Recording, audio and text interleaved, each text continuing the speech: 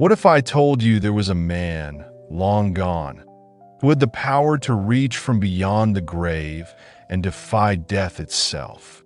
It might sound like fantasy, but what if I told you it actually happened? Not just once, but in a way that changes everything you thought you knew about life, death, and the divine. There was a man who performed miracles.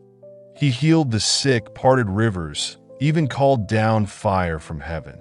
His life was filled with signs and wonders.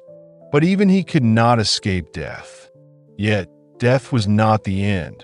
Though his body grew cold, his spirit would not stay silent forever. They buried him, sealed away in a tomb where time would surely claim him. Forgotten by all, except for a few who had witnessed his power. But what if that tomb was destined for something far greater? Something no one could have expected. Elsewhere, another tragedy unfolded. A man had died, and his friends, desperate to bury him, hastily carried him to a tomb.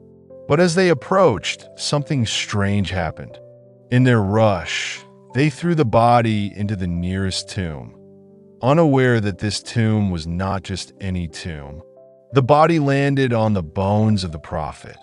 And in that moment, something miraculous occurred. The body that had been still, motionless, came to life, as though the very bones it touched had the power to breathe life back into it. The men stopped in their tracks, staring in disbelief as the man stood, fully alive, the air pulsing with an otherworldly energy. It was as though death itself had been overcome. This was no ordinary grave. These bones belonged to Elisha, a prophet who had called on the power of God. His bones, even in death, held the power to raise the dead. Elisha's resurrection isn't just a story.